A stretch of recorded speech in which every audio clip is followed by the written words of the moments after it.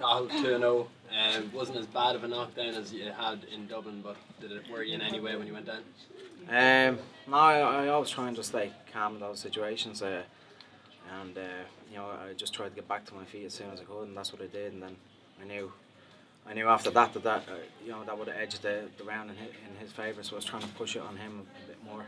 I'm pretty sure they still gave him that round, but I'm happy with the win. It was an awkward fight, but still wins a win.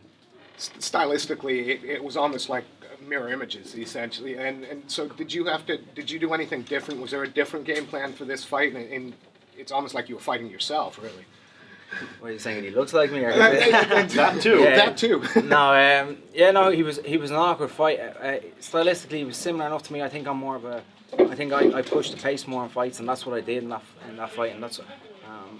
I'm sure that's why I came out with the win.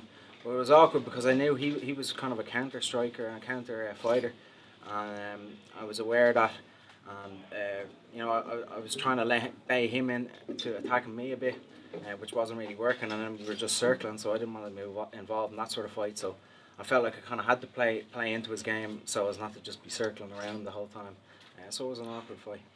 Everything that John Kavanagh says turns to gold, but at the end of the fight, he had you at the side and he whispered something in your ear. What was it he said to you at the end of that fight? He just said, "Look, that guy was awkward, and you did, you know, you did as good as you could without making that fight stale." So it was just like, congratulations. It was a split decision. When you stood there awaiting the judge's decision, were you nervous or were you convinced that you'd won? No, I was fairly confident I won. A bit disappointed it was a split. I think the third round was close because I was trying not. I knew he wanted me to, you know, to attack him and him fight off that. So I was trying to reserve my attacks a little bit. I think that's why that round was a little bit closer. But you know, I still think I came out on top anyway. I controlled my aggression coming forward a bit more. What would you say was the deciding factor that gave you the win in the end? I think me just pushing the fight. You know, he was countering, and that was his game. But I was the one pushing forward, pushing the fight the whole time. Did you feel more comfortable in there, obviously coming down to switching to welterweight? Obviously you were middleweight in your last fight. Did you feel more confident in there? Yeah, everything about it. You know, I felt more comfortable about everything. I couldn't have made my debut in more of a. You know, couldn't have had more eyes on me. It was a real. It was a real big moment to make your debut, so I feel like everything else after that is going to be easy. So going into this fight, I felt real comfortable, real confident, and just looking forward to it, to be honest. And I did that when I got in there. I felt like I belonged.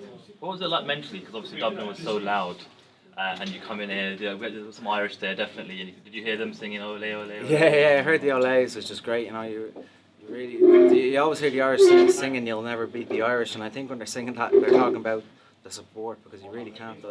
I haven't seen any nation in MMA that supports their fighters like Ireland. I mean, the closest would be Brazil, but I still think pound for pound the Irish support are the best in the world. What do you think of the welterweight division?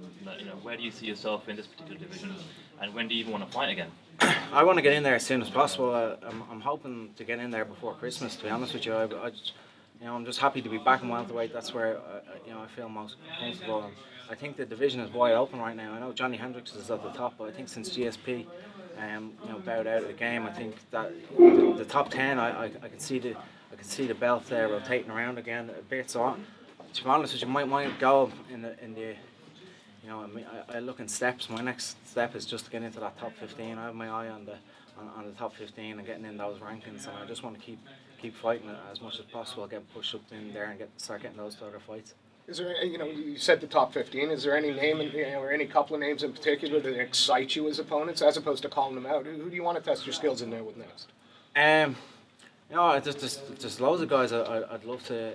Someone that I think for my next fight, more likely it would be someone who's just about to get into the top 15. You know, like someone like who won the Cote Thompson fight. I think Thompson won that. You know, someone like that. He's probably pushing in top 15 now. Calvin Gastelum's in the top 15. I think he's like 11 or 12. I think that's a really nice fight. I would love to take. I think Calvin's a great fighter. We're both young guys up and coming and the future division, I believe. So I would love to test my skills against him. But they're the type of fights I would like. And so no one's keeping count, but SBG now are 15 wins on the trot in the UFC, with 16 and 17 perhaps happening today. We always ask, or people have always asked the question, but once again, how important is that group of guys behind you? I mean, every time you guys come out, you get better and better, and now you're getting the recognition you deserve as a camp. Yeah, it's amazing. We're sharing this experience together, and it's not a new thing. We've been sharing this experience. We came up through the ranks together. We started, competing as pros on the local scene. Then we progressed onto the European scene together, and then, Conor was the first one in the UFC. But now there's a bunch of us in there, and we're sharing this all together. And it's collectively we feel like a family, and we're sharing this experience. It's really phenomenal, and that's the difference. I think when you look at like someone in SBG, where we all came up through the ranks there. We started as youngsters together and came up through the ranks, and now we're at the top. You compare it to somewhere like ATT, where they have a massive stable of fighters in the UFC, real top high level guys.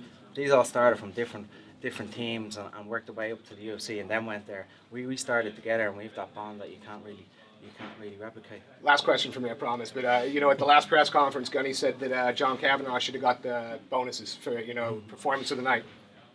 Did you share any with him? Of course we did. We have to give him John doesn't do this for free.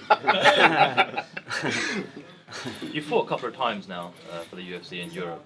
Do you have any aspirations to maybe test yourself in Vegas or maybe Brazil or different markets? Yeah, big time. I'm dying to get over and fight in the States. I was actually born over there, so I have a citizenship. It's going to be fairly easy for me. I don't need a visa or anything, and the land of opportunity. I want to get over to the States and get my opportunity. So I've been eyeing up the schedules and everything, and like I said, I'm hoping to fight before Christmas. So there's an event on the 13th of December in Phoenix, Arizona. It's the UFC in Fox. I'd love to be involved in that, or if I couldn't get on that, the Ultimate Fighter finale is the day before on the 12th of December.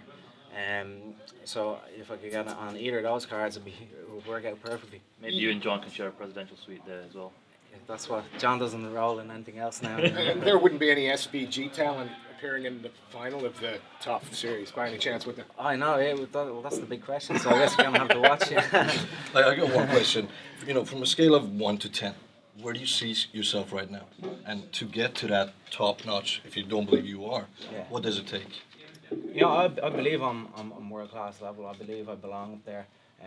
Like I said, my next step and my next aim is to be in the top 15, and that's where I see myself right now. So it's just about beating the guys to get there. So that's where I see myself right now. So you're a 10 now. Sorry? So you're a 10 now. I'm a 10. He's a 10. I'm not the perfect. Look, I'm not perfect. Like Conor always says, we're seeking perfection. We're not perfect yet. If I felt like it was perfect, I wouldn't be improving every day. I'm going to the gym every day to improve, to get better. So I'm not the complete package yet. If you're asking me 1 to 10, but potential wise, I'm like 6 right now. I imagine I have a lot to go. I've only just turned 27.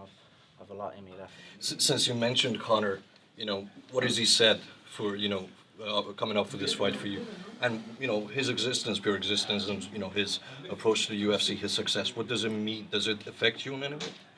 It's great to see, and it gives me confidence to see a guy that I train with day in, day out does the same training as me.